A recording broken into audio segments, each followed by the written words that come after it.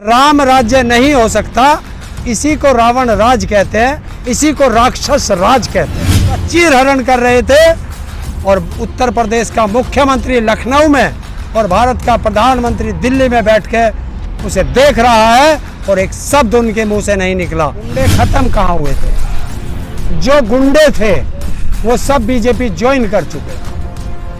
तो चोर चोरी छोड़ देता है, हेरा फेरी कभी नहीं छोड़ता। ये तो आपका चश्मा का नंबर शायद खराब है, आप उसे ठीक कराएं। उत्तर प्रदेश का एक नियम भी रहा है कि रिपीट नहीं करता है। डर है उनको, सीबीआई का और ईडी का डर। और जो डरता है वो घर में शांत रहता है। और अब जनता को लड़ना पड़ेगा, क्योंकि राजनेता लड़ाई नहीं लड़ पा रहे, तो जनता को मैदान में आके लड़ाई लड़नी है।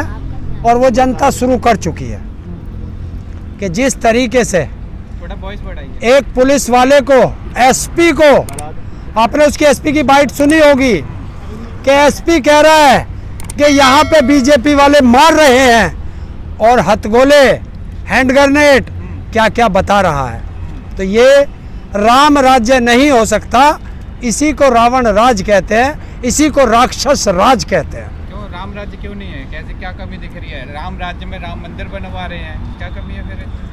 देखिए, किस राम का मंदिर बना रहे हैं? उस राम का नाम लेके मंदिर बना रहे हैं और महिलाओं के चीर हरण कर रहे हैं। तो ये तो धृतराष्ट्र की भूमिका में आ गए कि हम चीर हरण करेंगे, जिस तरह हस्तिनापुर में चीर हरण हुआ था और दुनिया के सबसे बड़े योद्धा उस चीर हरण को बैठ करके देख रहे थे और एक शब्द नहीं बोले। वही काम लखीमपुर खीरी में महिला के साथ हुआ कि उसका चीर हरण कर रहे थे और उत्तर प्रदेश का मुख्यमंत्री लखनऊ में और भारत का प्रधानमंत्री दिल्ली में बैठ के उसे देख रहा है और एक शब्द उनके मुंह से नहीं निकला। तो जिस तरह हस्तिनापुर का सर्वनाश हुआ था, इसी तरह बीजेपी का सर्वनाश होगा, ये आप देख लेना। ये 5 सालों में तो गुंडे नहीं थे यूपी में, यूपी से गुंडे खत्म हो गए थे। ये अचानक कहाँ से गुंडे लोग आए जो पत्रकार को और पुलिस वाले को पीट रहे हैं? वो भी पत्रकार और पुलिस को मार रही है। देखिए, गुंडे खत्म कहाँ हुए थे? जो गुंडे थे वो सब बीजेपी ज्वाइन कर चुके। तो चोर चोरी छोड़ देता है, हेरा फेरी कभी नहीं छोड़ता है। तो वो गुंडाई कुछ दिन शांत रहे और अब गुंडाई को इन्होंने मैदान में छोड़ दिया है, जनता की आबरू लूटने के लिए, पुलिस की कुटाई करने के लिए, लूटपाट करने के लिए, हत्या करने के लिए, अपहरण करने के लिए अब बीजेपी के गुंडे आ चुके हैं। योगी जी तो बोल रहे शांतिपूर्वक चुनाव हो गया इस बार। देखिए, मैं कहूँ कि शांतिपूर्वक हुआ है तो क्या जनता देखती नहीं है कि 75 जिलों में चुनाव हुए हैं, जिसमें से लगभग 53 जिलों में हिंसा हुई है, मारपीट हुई है, महिलाओं के साथ अभद्र व्यवहार हुआ है, जो सबने देखा है, पर्चे तक छीन लिए गए, वोट डालने नहीं जाने दिया गया। तो ये क्या है? लेकिन प्रधानमंत्री जो बोल रहे हैं कि ये जो शांतिपूर्ण तरीके से वहाँ वोटिंग हुई और जो विकास पे जनता ने वोट किया और जीते हैं। देखिए, वही तो प्रधानमंत्री है जो हिंदुस्तान का सबसे बड़ा झूठा है। और जो प्रधानमंत्री कहता है, आप उसका पिछली कुछ भी वाक्य उठा के देख लो, जो उन्होंने कहा उसका उल्टा होता है। अगर वो शांति कहते हैं तो समझ लेना हिंसा हुई है। वो कहते हैं अच्छा हुआ है, समझ लेना बुरा हुआ है। वो कहते हैं विकास हुआ है, तो समझ लेना देश का विनाश हुआ है। योगी जी भी कहते हैं, वो करके दिखा देते हैं। क्या क्या? देखो, तुम ब्लॉक प्रमुख के देखो, जिलाध्यक्ष देखो। देखिए, ये ब्लॉक प्रमुख और जिलाध्यक्ष के जो चुनाव होते हैं, जिला पंचायत के, ये जनता ने जिसको चुना था उसमें बीजेपी को हराया था। फिर गुंडा तंत्र, बाहुबल तंत्र, पुलिस तंत्र, प्रशासन तंत्र से ये जीते हैं। क्योंकि जिस तरीके से कहते हैं यूपी में गुंडा तंत्र तो है ही नहीं कहीं। तो आप हमें बता दीजिए, जहां आप खड़े हैं इसी जिले का ले लीजिए, यहाँ 14 सीट हैं जिला पंचायत सदस्य की और बीजेपी 2 सीट जीती है और चुनाव निर्विरोध हो जाता है। बताइए जिला पंचायत सदस्यों के घर क्यों ढाए गए? बताइए जिला पंचायत सदस्यों को क्यों अपहरण किया गया? हरिंदर ताऊ, आप लोग यहाँ पे किसान आंदोलन कर रहे हैं, आप लोगों को ये नहीं लगता कि आप लोग कुछ ज़्यादा पॉलिटिकल हो रहे हैं, अपने मुद्दे से भटक के यूपी के चुनाव और ग्राम पंचायत के चुनाव, जिला पंचायत के चुनाव, बीडीसी, ये सब देख रहे हैं, आप अपने मुद्दे से भटक रहे हैं? नहीं, हमारा मुद्दा कल भी वही था, आज भी वही है और कल भी वही रहेगा कि तीनों काले कानून वापस, एमएसपी पे गारंटी का कानून। लेकिन मुद्दे से भटकाते आप लोग हैं, क्योंकि आप सवाल करते हैं, अगर जवाब ना दें तो आप कहोगे कि किसानों पे सवालों का जवाब नहीं है, जवाब देते हैं तो आप लोग कहते हो मुद्दे से भटका दिया। आप यूपी सरकार को आप कहोगे कि आपके कानून तो केंद्र सरकार से, तो भाई यूपी सरकार से भी हमारा गन्ने का पेमेंट आना था, नहीं आया। यूपी सरकार से हमें एमएसपी मिलनी थी, वो नहीं मिल पा रही। यूपी सरकार ने बिजली के बिल सबसे महंगे कर दिए, वो किससे लड़े? जो हम धान की रोपाई करते उधर आसमान से इंद्रदेव नाराज है, बारिश नहीं हुई। डीजल 50 से 100 पे पहुंच गया, तो बताइए कैसे हमारी खेती की आय दुगनी हो जाएगी? हम तो सब चीज़ से पूछेंगे, शिक्षा पे भी बात करेंगे क्योंकि हमारे बच्चे भी पढ़ते हैं, हम स्वास्थ्य पे भी बात करेंगे क्योंकि हमारे बच्चे को बीमार, हम भी बीमार होते हैं। तो बात शिक्षा की भी होगी, स्वास्थ्य की भी होगी, रोजगार की भी होगी। भैया बातें तो अब सब होंगी। मतलब पूरे देश का ठेका आपने ले रखा है किसानों ने। क्यों ये इसमें ठेके की क्या बात होगी? बच्चे की भूमिका आप खुद ही निभा लोगे। अगर हमारा बच्चा पढ़ता है तो हम शिक्षा की बात नहीं करेंगे, किससे करेंगे? अगर हमारा परिवार में कोई बीमार हो जाता है तो स्वास्थ्य की बात नहीं करेंगे, बताओ? और हमारा बच्चा जब पढ़ लिख लेगा तो हम अपने बच्चों के रोजगार की बात नहीं करेंगे? अगर हम अपने अधिकारों की बात करते हैं तो सारे पत्रकारों को हम विपक्ष की भूमिका में लगते हैं। तो ये तो आपका चश्मा का नंबर शायद खराब है, आप उसे ठीक कराएं। चश्मा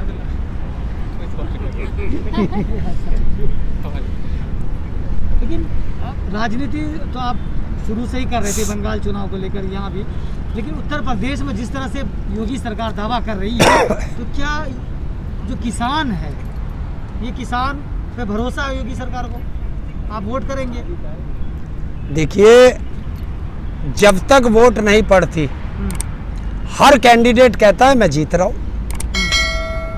आप गांव का ले लो, 4 या 5 प्रधानी का चुनाव लड़ते हैं और उसको प्रधान को भी पता है कि मुझे 5 वोट पड़ी है, लेकिन जब तक वोट नहीं खुलती वो भी कहता मैं तो 500 वोट से जीत रहा हूँ। योगी जी तो दावा कर रहे हैं ना कि 300 पार यूपी में। देखिए, ये योगी जी हो, चाहे तड़ीपार हो, चाहे झांसाराम हो, ये बंगाल में भी दावा कर रहे थे, ये दिल्ली में भी दावा कर रहे थे, ये राजस्थान में भी दावा कर रहे थे, ये मध्य प्रदेश में भी दावा कर रहे थे, ये छत्तीसगढ़ में भी दावा कर रहे थे, ये झारखंड में भी दावा कर रहे थे। दावा करने में कोई पैसा थोड़ा ही लगता है। मुंगेरी लाल के हसीन सपने हैं, वो तुम भी देख लो। ताऊ, अब तो बिल तो वापस नहीं होने के, कृषि मंत्री ने साफ कर दिया है, क्या करोगे? सरकार वापस होगी सरकार वापस करो। और क्या करेंगे? कब करोगे? 2024 बैठे रहोगे जब तक? बैठ, और क्या, ना खड़े भी हो जाते हम तो। खड़े हो लंबा जाओ। टाइम नहीं है, बहुत ज्यादा। क्या 2024 तो तुम जहर दे दो हमें थोड़ा सा। जरूरी है कि 24 में आप बीजेपी को हरा ही पाएंगे? तो फिर 5 साल इंतजार करेंगे। तो तुम्हारे मन में भी ना मतलब कानून ये वापस हो, क्यों? इंतजार करते रहो बस। देखिए, हम लोगों का क्या है, हाँ। हम शांति प्रिय आदमी हैं। सरकार से और क्या लड़ें? लाठी डंडे से तो लड़ा नहीं जाएगा, फंडिंग आ रही है, गोली से तो लड़ा नहीं जाएगा। हाँ। तो एक काम करो ना पत्रकार महोदय, सुनो, आप भी बैठ जाओ फंडिंग लेके, मिथिला आप भी बैठ के देखो। हाँ, तो लोग कमेंट्स में ये कहते हैं इनको क्या, जो किसान है काम कर रहे हैं, आप जो है आप कांग्रेस या और अदर पार्टी से पैसे आ रहे हैं, आप बैठ के खा रहे हैं। जब हम 2013 में जंतर मंतर पर आंदोलन कर रहे थे और बीजेपी वाले हमारे पास आते थे तो ये अपने दिल पे हाथ रख के कसम खाएं कि क्या बीजेपी वाले फंडिंग देते थे? ये तो राजनेताओं का काम है कि इल्जाम लगाओ और पतली वाली गली से निकल लो। अगर 2024 में सरकार आती है तो इसका मतलब जनता ने तो बिल एक्सेप्ट कर लिया फिर? अब वो देखेंगे जनता, क्यों भाई, ये तो तुम बंगाल में भी कहते थे, जब बंगाल का चुनाव था तब भी आप ये बात करते थे कि अगर बंगाल में सरकार आ गई तो, और हम कहते थे नहीं आई तो, फिर तुम्हारा जवाब नहीं निकलता था। किसानों का तुक्का लग गया इस बार, है? तुक्का लग गया हो बंगाल के अंदर।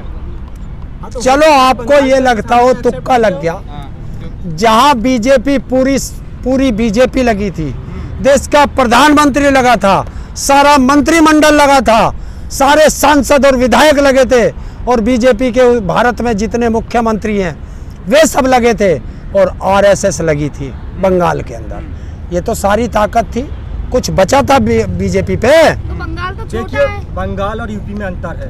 बंगाल में सत्ता में थी टीएमसी और यहाँ पर सत्ता में है भारतीय जनता पार्टी, तो अंतर तो दोनों में है ना। तो हर बार सत्ता में ही रही है। उत्तर प्रदेश का एक नियम भी रहा है कि रिपीट नहीं करता है, और 1995 से आज तक का इतिहास उठा लो कि जिस पार्टी ने ये जिला पंचायत और ब्लॉक प्रमुख जीता है उसे सत्ता से जाना पड़ा है। लेकिन उत्तर प्रदेश में एक इतिहास भी है कि जब भी वोट पड़ता है वो जात और धर्म पे पड़ता है, तो जिनका धर्म उनको वोट करेंगे, जिनकी पार्टी के लोग रहेंगे। हाँ, हाँ, नहीं पार्टी को ही वोट होगा, और क्या मुझे वोट होगा भाई? किसी ना किसी पार्टी को ही तो वोट होगा।